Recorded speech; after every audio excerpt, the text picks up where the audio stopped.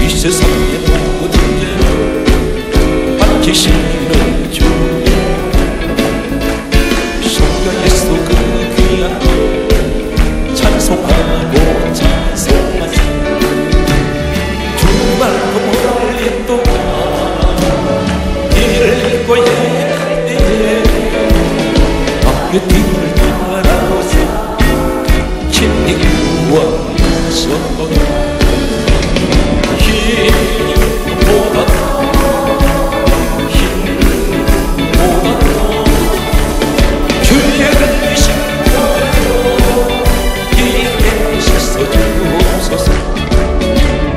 가시관을 쓰셨소니 비록 오셨다. 십자가에 모진 고통 나를 위해 당하셨다. 발로 영영 날릴 수 없는 구세주의 구세주의 은혜와 그 신사랑 찬송하고 찬송하고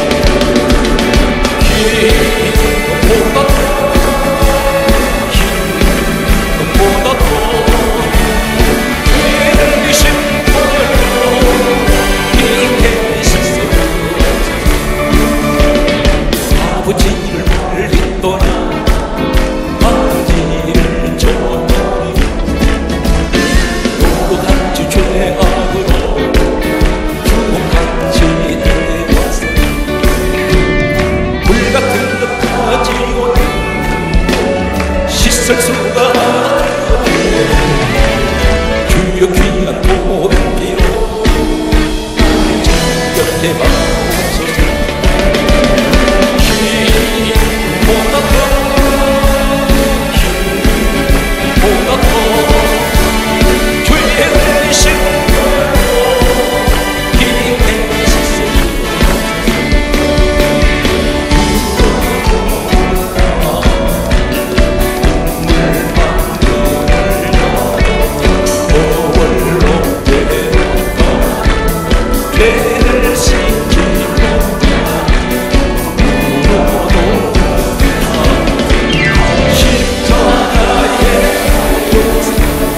예수 나를 예수 힘써보다 말과 뜻과 행실 다시 소도 십자가에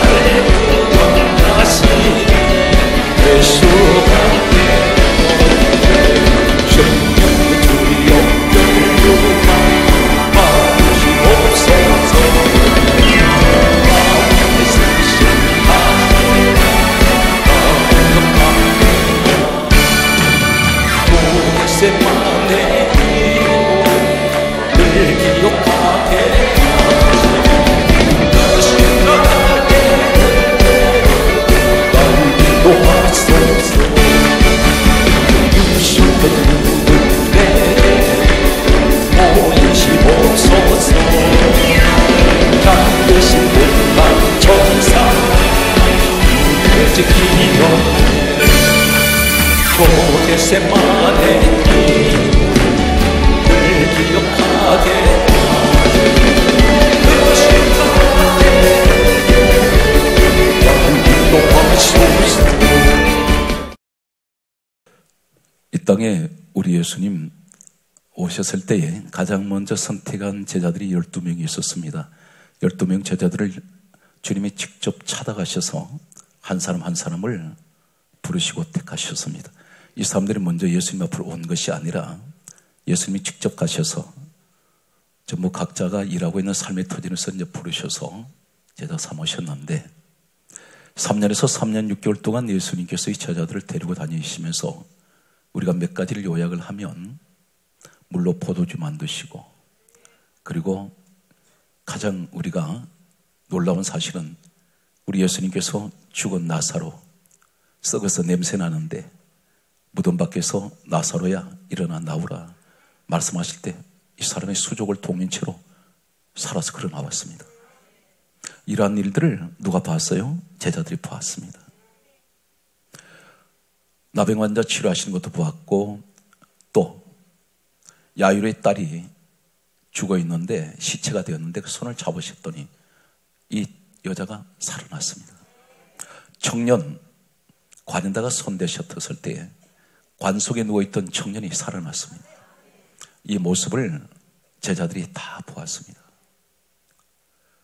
주님은 이 제자들을 끔찍히 사랑하셨습니다. 이 땅에 오셔서 늘 힘드실 때마다 이 제자들 곁에 두시고 늘 대화도 하시고 그리고 늘 그들을 사랑하셨는데 예수님께서 십자가에 이제 못 박히기 위해서 끌려가실 때 이 사람들 모습은 한결같이 어떤 모습입니까?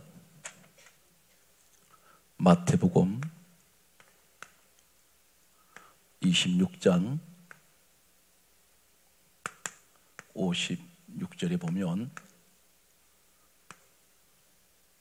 성경 말씀합니다. 제자들이 다 예수를 버리고 도망하니라. 도망가 버렸습니다. 예수님을 배신했습니다. 그 앞에 베드로가 이렇게 말한 적이 있습니다.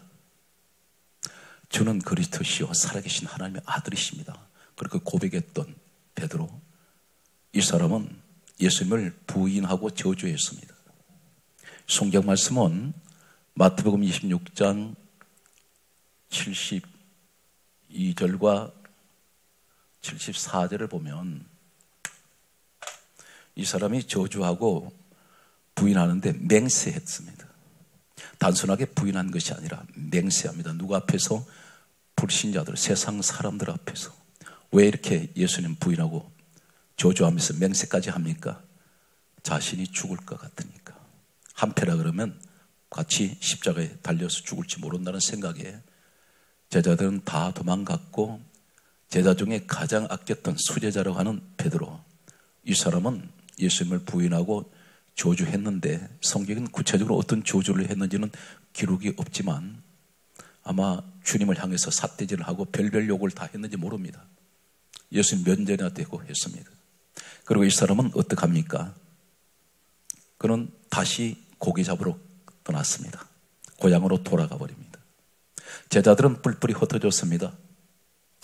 오늘 주님께서 이 땅에 오셔서 그 죄인들을 살리러 오셨는데 정작 이들은 예수님이 십자가의 의미를 모르고 있습니다. 그들은 다 도망갔는데 우리의 모습은 어떠실까요? 예수님이 이 땅에 오셔서 철저하게 사람들한테는 한 가지도 주님은 복을 받지 못했습니다. 여러분 집에 가족들이 있습니다. 사랑하는 남편, 아내, 또 일가 친척, 형제, 그리고 자녀, 많은 가족들이 있을 것입니다. 그런데 그 가족들이 한결같이 나한테 항상 은혜만 줍니까? 성경 예수님이 이 사실을 보여주시면서 하신 말씀이 원수가 집안에 있다 그러셨습니다. 당신 집안에 원수가 있다는 거예요. 그것이 바로 누구입니까? 오늘날 보면 끔찍한 사건 사고들이 주로, 이건 도저히 이해가 안 되는 일들이, 자식이 부모를 칼로 찔러 죽이고 불태워 죽입니다. 그것이 남의 일이 아니라 내 옆에서 일어나고 있다는 사실이에요. 부모가 자녀를 낳아가지고 탯줄 끊자마자 쓰레기통 갖다 버립니다. 이것은 짐승도 그런 짓을 하지 않습니다. 짐승은 은혜를 알아요. 그런데 이 제자들은 예수님께 받은 은혜를 헌신작처럼 차버립니다. 오늘 아마 이 자리에 지금까지 당신 살아오면서 가장 큰 상처를 가지고 있습니까? 하면은 사람 때문에 받은 상처입니다. 그것도 다른 사람이 아닌 나는 자식이 저렇게 나한테 원수같이 대할 줄 몰랐습니다. 이렇게 말하는 분들이 상당수가 많습니다. 상담을 해보면 부부 사이가 갈라지면 남입니다. 원수가 돼버려요. 법정에서 서로 삿대질하고 원수도 그런 원수가 없습니다. 이것이 유독 남의 일이 아니라 언젠든지 내게도 이런 일이 생길 수 있다는 것입니다. 우리가 신앙생활에서 두 부류로 나눕니다. 같은 교회 안에 목사든 장로든 집사든 상관없습니다. 반드시 두 부류 중에 한쪽에 어딘가는 우리가 거기 서 있다는 것입니다. 내 얼굴이 거기 있습니다. 그 얼굴이 어떤 것인가요? 같은 신앙생활을 하는데 같은 교회 안에 있는데 하나님을 의지하는 사람이 있고 사람을 의지하는 사람이 있어요. 목회는 사람을 의지하면 반드시 목회 실패합니다. 목회를 할 때 사람 중심으로 하는 목회가 있고 하나님 중심으로 하는 목회가 있습니다. 신앙생활이 그렇습니다. 지금 내 중심이냐 하나님 중심이냐. 또 보게 되면 하나님 중심의 신앙생활이 있고 사람 중심의 신앙생활이 있습니다. 오늘 하나님께서 인류 역사가 시작된 이후로 또 앞으로 어쩌면 예수님 재림하실 때까지 가장 사랑했던 한 사람이 있습니다. 성경에서 나타난 전 성경에 가장 사랑했던 단 한 사람을 이야기한다면 다윗이라는 사람입니다. 이 다윗 앞에 누가 있습니까? 노아도 있습니다. 아브라함이 있습니다. 이삭, 야곱, 요셉, 모세, 수많은 사람들이 각 시대에 위대한 믿음의 사람들이 있습니다. 하나님께 다 귀하게 쓰셨습니다. 그런데 대단히 중요한 내용은 사도행전 13장 22절에 보면 전 성경에서 어느 누구에게도 하시지 않았던 단 한 사람 다윗에게만 이렇게 말씀하셨습니다. 내가 다윗을 만나니 내 마음에 맞는지라. 내 마음에 맞는 사람이라. 그리고 여기서 하나님 마음에 맞으시니까 하나님께서 하시는 말씀이 내가 나의 뜻을 다 다윗을 통해서 이루리라 했습니다.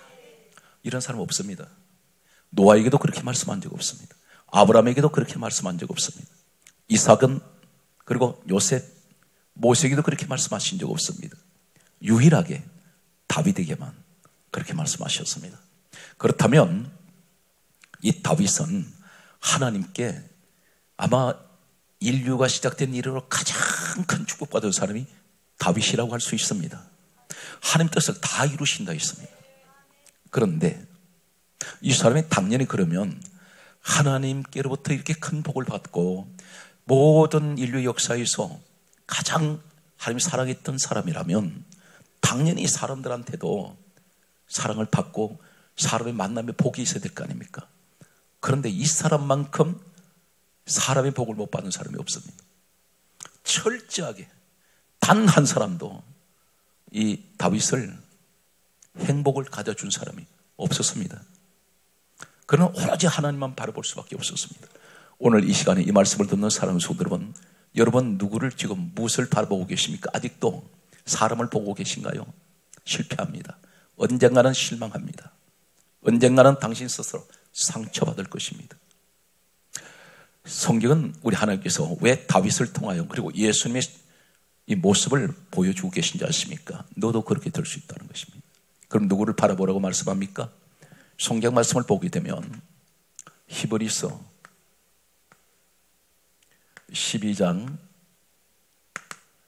2절에 따라하십시오. 믿음의 주요 믿음의 주가 누구세요? 예수 그리스도. 믿음의 주요 예수 그리스도를 바라보자. 주님을 바라보라는 것입니다. 그분은 여러분께 실망을 끼쳐드리지 않습니다. 여러분께 주님은 상처를 주지 않습니다. 항상 주님은 여러분에게 더 좋은 것을 주시기 원하고, 그분만큼 우리를 사랑하시는 분이 없어요. 친히 오셔서 십자가에 그분이 친히 못 박혀 돌아가셨습니다. 누구 때문에? 우리 때문에. 나 살려주시려고. 이런 분은 낳아준 부모도 아무리 사랑하는 어쩐게 고백한다 할지라도 부부 사이에도 자녀도 그렇게 할 수 없습니다. 오늘 저는 다윗을 이제 소개하면서 어쩌면 다윗은 그렇게 하나님의 사랑을 다 받았으면서도 저렇게 철저하게 사람들한테 배신당하고 상처받고 저랬을까? 바로 이 사람이 하늘의 복을 받은 사람이고요. 이 땅의 것은 절대로 사람을 의지하시면 반드시 강조합니다. 사람을 너무 기대고 사람을 의지하다 보면 반드시 돌아오는 것은 결과는 내게 상처뿐입니다. 그래서 저는 목회 현장뿐 아니라 인생 전반이 주님만 바라보고 있는 목회자 중에 한 사람입니다. 오늘 성경 말씀은 이렇게 고백하고 있습니다. 성경 말씀을 보게 되면 이 사람은 잠깐 소개하겠습니다. 이 다윗이라는 사람은 우선 역사 연대를 잠깐 소개하고 넘어가겠습니다. 역사를 보게 되면 이 사람은 BC 1040년에 태어났던 것으로 역사학자들은 그렇게 또 증언하고 있습니다. 그리고 이 사람은 BC 1025년 1040년에 태어났다면 1025년이면 15살이 되었습니다. 이때 사무엘 종을 하나님 보내셔서 이 다윗을 이스라엘 2대 왕으로 지명하게 하시고 기름을 부어 세우셨습니다. 그리고 이 사람은 BC 1010년, 이때가 언제냐면 이스라엘 초대왕 사울 왕이 바로 죽은 해라고 합니다. 바로 이어서 다윗이 나이 30세가 되었을 때 BC 1010년 그는 이스라엘 2대 왕으로 왕에 오르게 됩니다. 당연히 왕이 되었으니까 이제는 집안에 무슨 불행한 일이라든가 슬픈 일은 이제는 하나도 없이 다윗은 죽을 때까지 왕으로서 이제는 태평성대를 누리면서 잘 살았을 것이다. 우리 이렇게 말합니다. 여기서 중요한 것은 다윗이 어려웠을 때나 그리고 편안했을 때나 찾아오는 사람의 고난은 똑같았습니다. 이 시대 똑같습니다. 여러분, 가난한 사람이라고 해서 생활이 어렵게 산다고 해서 사람에게 오는 시험이 없나요? 부자라고 해서 잘 산다고 해서 직분이 높고 세상 권력을 가지고 있다 해서 이 사람은 사람들한테 오는 상처가 없습니까? 다 있습니다. 다윗의 모습을 통해서 우리의 모습을 조명해 보겠습니다. 사무엘상 16장 11절에 보면 사무엘 하나님의 종에게 하나님께서는 이렇게 말씀합니다. 다윗의 아버지 이름이 이새인데 너는 이새의 집에 가서 그 집에 있는 아들들을 다 불러 모아라. 그렇게 말씀합니다. 그렇게 하시면서 뭐라고 말씀하냐면 그 집에 있는 아들들 가운데 이름을, 하나님 택한 사람이 누군지 이름을 가르쳐 주시지 않습니다. 너는 그 집에 가서 아들들 가운데서 내가 택한 자가 있으니 그에게 기름을 부어 왕으로 세우라. 이렇게 말씀하셨습니다. 그래서 다윗의 집에 갈 때 이 사무엘은 다윗의 집에 있는 이새의 다윗의 아버지에게 전가를 보냈습니다. 아들들 다 불러 모으라고 했습니다.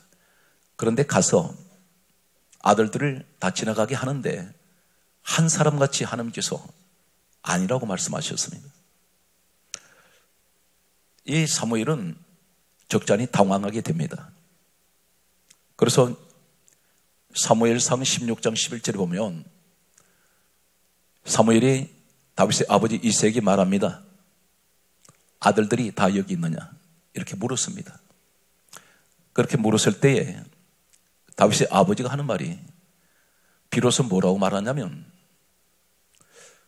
막내가 있는데 덜해서 양을 치고 있습니다. 이렇게 말했습니다. 이때가 그의 나이 몇 살일까요? 연대를 보게 되면 15살 정도 되었습니다. 이제 철부지 어린 소년입니다. 그런데 이곳이 어딘 곳인지 아십니까? 일반 이런 사막이 아닙니다. 훗날에 다윗이 뭐라고 고백합니까? 자신이 양을 치고 있는 이곳을 가리켜 사무엘상 17장 34절에 말하기를 내가 아버지 양을 칠 때 따라서요 사자와 곰을 이 말이 무슨 말입니까? 내가 양을 치고 있을 때 사자와 곰이 찾아왔다는 것입니다. 다시 말해서 맹수들이 우글거리는 곳입니다. 여기다가 이 아들 가장 나이 어린 막내 아들을 다윗은 8번째 아들입니다. 혼자 양 지키라고 사자와 곰이 우글거리는 그곳에다 데려다 놓아서 혼자 세워놨습니다. 그리고 그 형들은 다 집으로 불러들였습니다. 왜 이렇게 한지 아십니까? 조금 이따가 말씀을 들으면 알겠지만 이 다윗의 아버지는 자신의 아들이기는 아들인데 이 다윗을 대단히 무시하고 업신여겼습니다. 자식 취급을 하질 않아요. 자식은 자식인데 세상 말로 별 볼 일 없는 자식으로 봤습니다. 여러분 자녀를 키우시다 보면 여러 자녀를 두다 보면 유난히 아끼는 자녀가 있는가 하면 같은 내 몸에서 태어난 자녀인데도 이상하게 업신여기고 무시하는 그런 자녀도 있을 것입니다. 여기서 이 다윗이 나중에 이제 집에서 나와가지고 도망을 합니다. 사울왕이 죽이려고 할 때에 도망을 다니는데 이 사람이 뭐라고 고백합니까? 나중에 이 사람이 고백하기를 시편 27편 10절에 이렇게 말합니다. 따라하세요. 내 부모는 나를 버렸나이다. 여기 버렸다는 것은 헌신짝처럼 취급한 것입니다.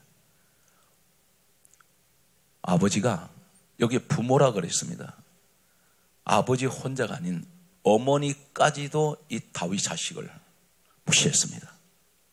이 아들이 훗날에 왕이 되리라고는 부모들은 까마득히 몰랐습니다. 오늘 여러분들 가운데에서 어쩌면 부모님으로부터 상처받은 분들이 있을 수 있습니다. 버려버린 사람. 그런 아픔이 있을 것입니다. 다윗은 부모님께 버림받았습니다. 또 한 사람을 찾아보면 이 사람은 사무엘상 19장 1절에 보면 훗날에 장가를 갔는데 그 장인이 사울입니다. 사울 왕이 장인인데 장인이 하는 말이 사무엘상 19장 1절에 보면 따랐어요. 다윗을 죽이라. 누가 그렇게 말합니까? 장인이 사위 죽이라는 것입니다. 이 다윗은 하나님의 사랑은 그렇게 많이 받았는데 오늘 여러분 가운데 그렇습니다. 하나님의 사랑은 엄청나게 받은 분이 있는데 부모 복을 못 받은 사람이 있어요. 그 부모님이 친부모님뿐 아니고 처갓집 부모한테까지 사랑을 못 받은 사람이 있습니다. 하늘의 복은 가장 많이 받았으면서도 오늘 다윗이 바로 그 사람입니다. 이제 또 내려가 보면 어떤 일이 있습니까? 성경은 다윗은 양가 부모한테 사랑 못 받고 친부모한테 쫓겨났고 버림받았고 오죽하면 이 아들이 이 시편은 노래의 시를 말합니다. 다윗이 이 수금이라는 악기를 다루는 사람인데 그러니 노래를 지어서 시로 부르고 있습니다. 그러면서 그 슬픈 노래가 내 부모는 나를 버렸습니다. 참 가슴 아픈 그 자신의 부모를 향한 이 노래는 다윗에게 깊은 상처를 부모님에 대한 상처를 깊이 대못을 박아놓는 이런 아픔이었을 것입니다. 그리고 심지어 장인이 사위 다윗을 죽이라 명령을 내려서 약 3,000명 군대가 다윗이 죽이려고 혈안 뒤에서 쫓아다녔습니다. 성경 말씀은 계속해서 보면 사무엘하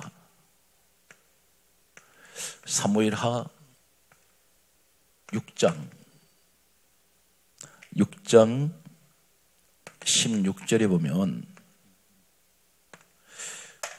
다윗이 장가를 갔습니다. 장가를 가서 이제 결혼을 해서 미갈이라는 아내를 맞아들였습니다. 그런데 다윗이 왕이 되고 난 후에 하나님의 언약궤를 다윗 성으로 가져 들어올 때 너무 좋아가지고 춤을 추었습니다. 이 모습을 집안에서 창문 밖으로 내다보고 있던 미갈 아내가 성경 강조합니다. 업신여기더라. 업신이라 말은 무시하고 깔보고 조롱하고 희롱했습니다. 하나님께서는 이 모습을 보고 미갈이 태를 닫으시는데 평생 자녀를 못 낳습니다. 여러분 잘 기억하세요. 하나님이 부부 사이라도 하나님의 세운 택한 사람이 남편이라고 한다면 하나님께서는 그 아내라 할지라도 비록 남편 아내 사이지만 하나님이 세운 종은 다윗입니다.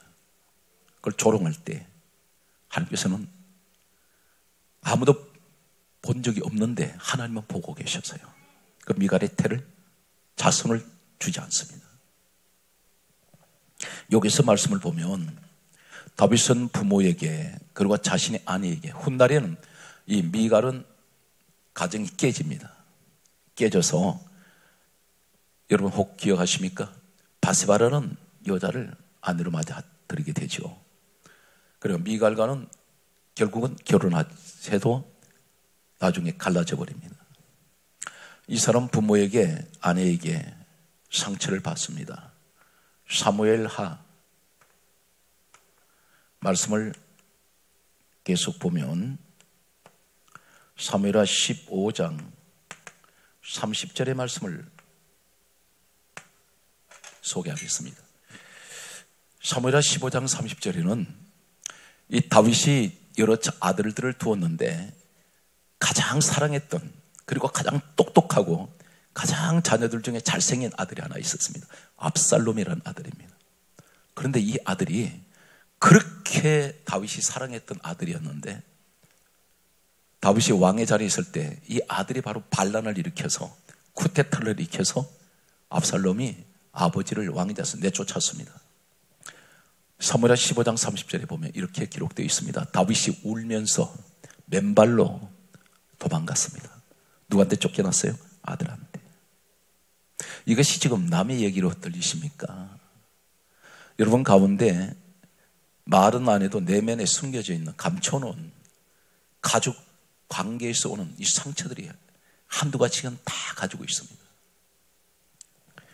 지금 여기까지 정리해보면 다윗은 양가 부모에게 그리고 자신의 아내에게 자신의 믿었던 아들에게 철저하게 배신당하고 무시당합니다. 이 사람같이 가족에 복이 없는 사람도 없어요. 그러면 이 사람이 여기서 짚고 넘어가는 것은 하나님께서 저주한 사람이라서 이 사람들한테 상처 많습니까? 아닙니다. 가장 사랑하는 사람이에요. 여러분 하나님이 가장 사랑하는 사람도 사람에게서 오는 이 상처가 많다는 것입니다. 우리 예수님이 상처받으셨잖아요.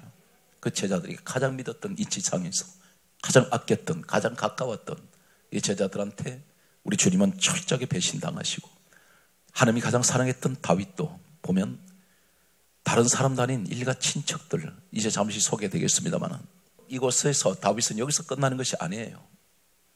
심각한 사건들이 계속됩니다. 시편 38편 11절에 성경이 이렇게 말씀하고 있습니다. 다윗이 역시 시를 노래를 지어서 불러요. 나의 사랑하는 자와 내 친구들이 내 상처를 멀리하며 내 친척들이 멀리 섰나이다.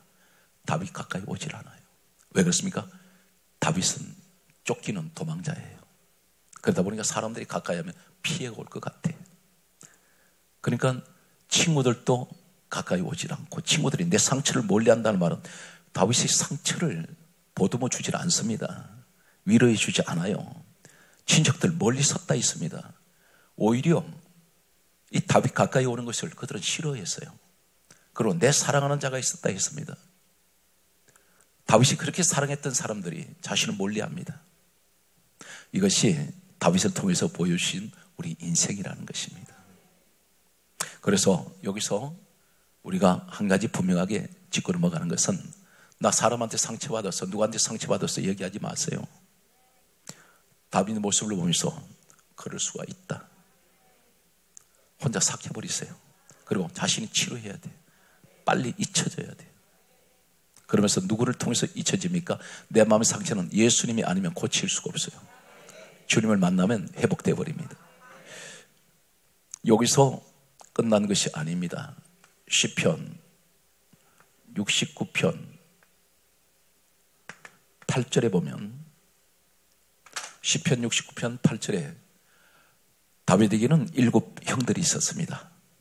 그러면 이 7 형들은 막내인 이 다윗이 어려움 당할 때 밥 한 끼라도 줄 수 있잖아요. 그런데 이 사람이 문전박대를 당하고 형들부터 남남 취급을 당합니다. 이 다윗이 뭐라고 고백해요? 시편 69편 8절에 나는 내 형제에게 객이 되고 낯선 사람이 되었나이다.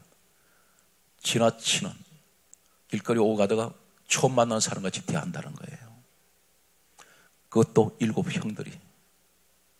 오늘 여러분 가운데 같은 형제인데 이제 성장해서 각자가 가정을 가지고 사회인으로서 살아가다 보니까 점점 빈부격차가 생겨요. 신분의 격차가 생겨요. 그런데 만약에 내가 가진 것이 없고 나는 어렵게 살아가는데 반대로 내 친형제 가운데 누가 출세를 하고 많은 돈을 벌고 세상 권력을 가지고 있을 때 가까이 오는 것을 꺼려합니다. 부담스러워해요. 이러할 때에 가진 자는 상처를 이야기를 하지 않습니다만은 가지지 못한 자는 상처가 생겨요. 여기서 이 다윗의 모습을 전부 우리는 보면서 어쩌면 일가 친척들까지, 친구들까지, 부모까지, 형제까지, 자식까지, 아내까지도, 부부 사이도 이렇게 철저하게 다윗은 버림받았을까? 오늘 여러분 가운데 이 자리에 반드시 이 말씀 드려야 될 분이 계신 것 같습니다. 자꾸 사람을 향해서 내가 너를 어떻게 키웠는데, 누구한테 자식한테 내가 너를 어떻게 키웠냐? 근데 너 나한테 이렇게 대할 수가 있어. 이 사람만큼 어리석은 사람이 없어요. 그런 얘기 하면 안 됩니다. 그리고 당신 나한테 왜 상처 줘? 그 얘기를 하지 마세요. 주님을 바라보라 그런구나. 사람 보면 안 되는구나. 목회는 말이죠, 철저하게 성도들이 목사가 바라보는 것 이것입니다. 철저하게 은혜 생활하는 것으로 목사는 성도를 보면서 만족해야 돼요. 여기서 성도한테 어떤 다른 것을 더 원할 수가 없습니다. 그러면 반드시 실망하게 됩니다.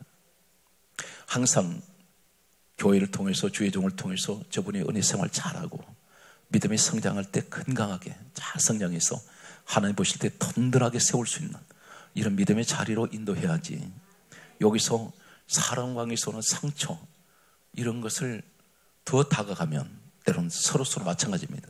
성도가 목사님 더 가까이 오다 보면 인간적인 모습이 보일 수가 있고요, 또 목사가 성도에 더 가까이 가면 인간적인 모습이 보입니다. 여기서 반드시 인간적인 모습이 볼 때 어떤 것이 오느냐? 상처가 올 수 있다는 것입니다. 자울에 이렇게 인사하세요. 사람을 의지하지 마세요. 거기 가서야 반드시 상처받습니다. 사람 의지하지 마세요. 그래서 우리가 하나님을 왜 믿느냐? 하나님만 바라보라 그러는 거예요.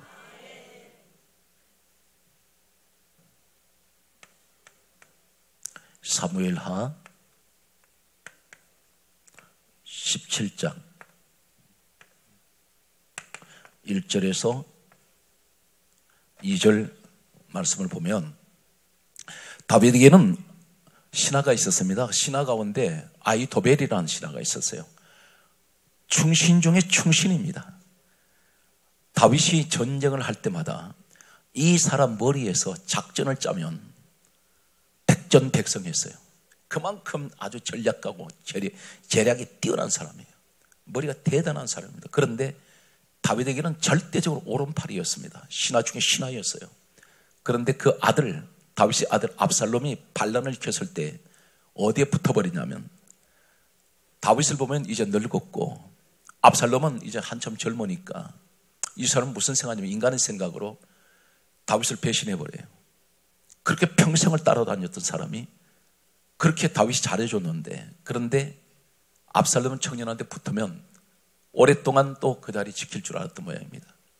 그래서 성경에 보게 되면 사무엘하 17장 1절에 2절에 다윗이 쫓겨났을 때 뭐라 그러냐면, 아히도벨이 압살롬에게 하는 말이 이렇게 말합니다. 제게 군사를 주십시오. 내가 쫓아가서 잠시 전까지 왕으로 모시던 사람은 다윗을 죽여버리겠다 했습니다.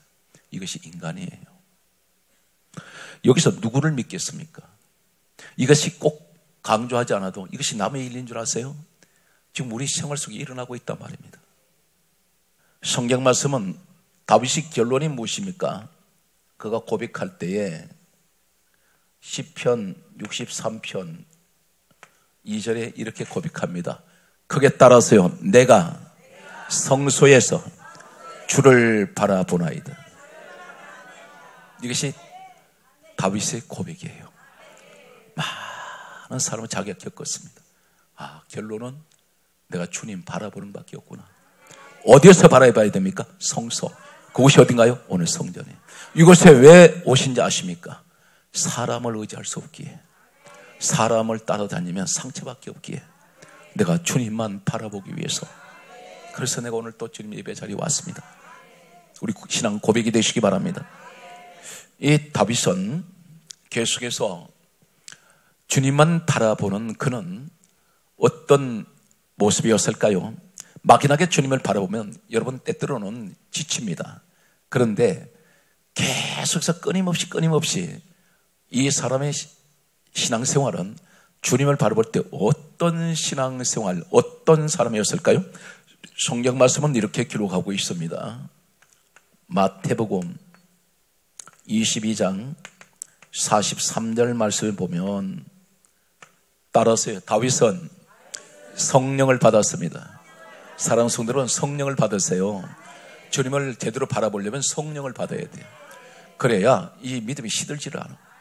그리고 주님만 바라보고 가다 보면 또 예기치 않는 장애물이 많이 있고 문제를 많이 만나요. 시험 많이 만납니다. 예수 믿고 사업을 해도 사업이 어려울 때가 있단 말이에요. 그걸 왜 자꾸 이상하게 신앙에다 결부시키냐고. 예수님이 그 사업 때문에 왔습니까? 한 번도 그 말씀하신 적 없어요. 죄 문제 때문에 오셨다니까. 근본이. 십자가에 왜 죽으셨어요? 우리 죄 때문에 죽으셨잖아요. 그런데 무슨 일상생활에서 무엇이 잘 되고 안 되고 이걸 자꾸 신학에다 연결시키냐 말입니다. 그러면 또 한 가지는, 그런 어려움이 있으면 예수님께서 방법을 가르쳐 주셨지 않습니까? 무엇이든 믿고 구하는 것은 받은 줄 믿어라. 다윗은 성령의 사람입니다. 이 사람이 단순한 성령의 사람 정도가 아니에요. 역대상 21장 26절에 보면 다윗이 기도하는 사람이에요. 여러분, 성령이 함께 하시는 사람 되세요? 조금 이따가 마지막 결론에 성령이 함께하면 어떤 일이 생긴지 아십니까? 무슨 막 귀신 쫓아내고 한 불 끌어내리고 이런 정도가 아니에요. 여기에 중요한 것은 언제 불이 오느냐? 기도하면 불 와. 역대상 21장 26절에 다윗이 기도했더니 하늘에서 불이 내려와요. 이해가 됐어요? 그리고 오늘 이 자리에 기도하시다가 불이 내려오는 시간 되시기 바랍니다. 그래서 성경 말씀을 보게 되면 역대하 7장 1절에도 똑같은 내용이 나옵니다. 솔로몬이 기도했더니 하늘에서 불 내려오죠. 그러니까 여러분들이 성령님이 임할 때 불이 함께 하는데, 여러분들이 생각할 때 내가 가만히 있으면 불 온다 안 해요. 기도할 때 불 내립니다. 이 사실 믿습니까? 그래서 열왕기상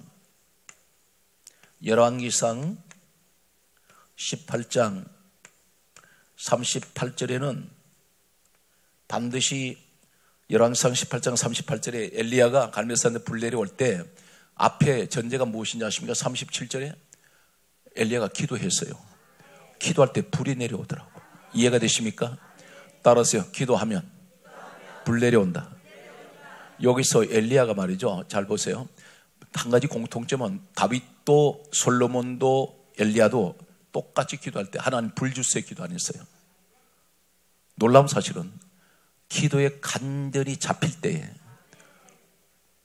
불이 내려와 버려요. 지금 엘리야는 하늘에서 무엇을 바라고 있냐면 비를 내려주실 것을 원하지 않습니까? 3년 6개월 동안 비 안 내렸으니까 가뭄들이 있잖아요. 근데 불이 내려오더라고. 불 내려오고 비 내려와요. 오늘 여러분 가운데 이 기도는 이런 위대한 능력이 있습니다. 자, 우리 인사하세요. 오늘 이 시간에 기도하시다가 불 받으십시오. 오늘 성경 말씀을 보게 되면 그러므로 이사야 2장 22절에 대단히 중요한 것은 고린도전서 1장 24절에 가장 중요한 말씀이 뭡니까? 여러분 능력 받기 원하시면 아멘. 능력이 무엇인지 아세요? 최고의 능력. 그리고 지혜를 받기 원하십니까? 고린도전서 1장 24절에 따라서요. 그리스도는 하나님 능력이요. 그분이 하나님 능력이래. 따라서요. 그리스도는 하나님 능력이요. 하나님 지혜니라. 여러분 주님이 나와 함께하면 세상 능력이 다 와 있는 거예요. 주님이 나와 함께하면 세상에 하나님의 지혜가 나한테 오는 거예요. 그리고 주님의 지혜가 어떤 것입니까? 놀라운 사실은 예수님이 능력은 무리로 그르신 능력이야. 죽은 자 살려내는 능력. 그러니까 주님이 나와 함께할 때는 내가 죽어가는 환경을 살려낼 수가 있고 사람들이 믿기지 않는 놀라운 일들을 할 수 있다는 것입니다. 그리고 그 지혜가 부족하면 기도하시면 지혜 주세요. 누구에게? 성령님이 우리 예수 그리스도 이름으로 기도할 때 지혜 주십니다. 이해가 되십니까? 그래서 성경 말씀은 마지막 결론이 로마서 15장 13절입니다. 거기에 따라서요. 성령의 능력으로 가장 중요한 걸 기억하세요. 내게 지금 가장 필요한 성령의 능력이 뭔지 아세요? 성령의 능력으로 소망이 넘치게 하신대. 이 넘치는 꾸역꾸역 넘치는 거예요. 뭐냐면 환경이 그렇게 어렵고 힘드는데 성령이 나와 함께 할 때는 성령의 능력이 내 속에서 말이죠. 소망이 막 계속해서 용솟음치는 거예요. 이게 마치 온천수에 물이 부글부글 끓어오르듯이 이것이 바로 성령의 능력입니다. 그래서 어떤 사람도 이런 성령의 능력을 받은 분은 결코 절망하지 않아요. 소망이 넘칩니다. 오늘 여러분들이 그 주인공이 되시기를 예수의 이름으로 축복합니다.